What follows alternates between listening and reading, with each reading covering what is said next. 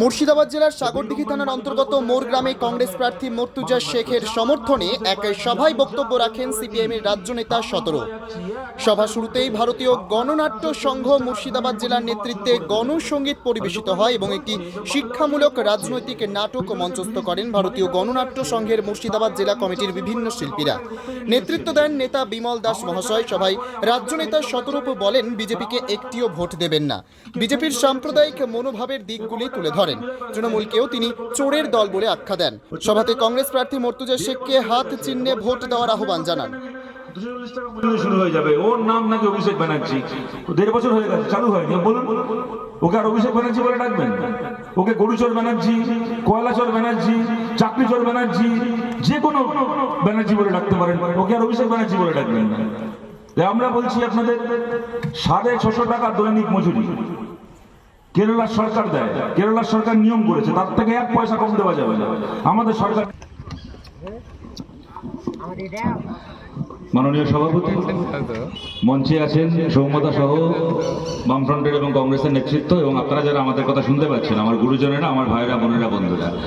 এই সভা বেশ খানিক্ষণ ধরে শুরু হয়েছে এক অর্থে এবং আমার পরে আরো অনেকে বলবেন, সৌম্যতা বলবে। আমি খুব সংক্ষেপে দু একটা কথা আপনাদের বলছি। প্রথম কথা দেখুন, যেটা এর আগেও উনি বলছিলেন, একটা ৫ বছরের বাচ্চাও জানে যে জঙ্গিপুরের লোকসভা কেন্দ্রে একটা বট গাছ, তাল গাছ, সুপুরি গাছও জিততে পারে, কিন্তু এখানে বিজেপি জিতবে না।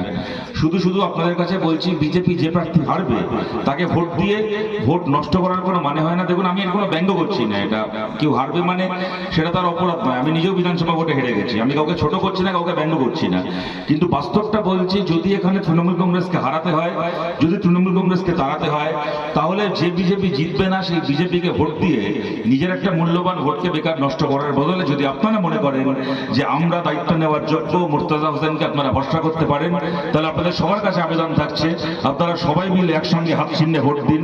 এবং হাত চিহ্নে আপনাদের সবার ভোট যদি জড়ো হয়, তাহলে নিশ্চিতভাবে একটা কথা বলতে পারি, মুর্শিদাবাদে যে ৩টে লোকসভা আসন রয়েছে, মুর্শিদাবাদে ৩টে লোকসভা আসন এবং তার সঙ্গে ভগবানগোলায় বিধানসভার ভোট হচ্ছে, আপনারা জানেন। এই ৪টে আসনে আমাদের বাম কংগ্রেস জোট আমরা ৪-০ এবার জিতবো। ২০২৬-এ আমাদের রাজ্যে তৃণমূলকে তাড়িয়ে এবং বিজেপিকে তাড়িয়ে যে সরকার আমরা তৈরি করতে চাই, তার ট্রেলার দেখাবে এইবারের মুর্শিদাবাদ জেলা। ৪-০ এই জেলার ৪টে আসন থেকে আপনারা আমাদের জোট প্রার্থীদেরকে জিতিয়ে আপনারা আশীর্বাদ করে পাঠান, আপনাদের কাছে আবেদন করছি। এবং আমার ভরসা আছে, আমাদের বিশ্বাস আছে, আপনারা অতীতে যে যাকেই ভোট দিয়ে থাকুন না কেন, দেখুন, কেউ যদি অতীতে আমাদের বিরুদ্ধেও ভোট দিয়ে থাকেন, সেই মানুষ আমাদের শত্রু নন। যিনি তৃণমূলকে ভোট দিয়েছেন, যিনি বিজেপিকে ভোট দিয়েছেন, আমাদের লড়াই তার সঙ্গে নয়।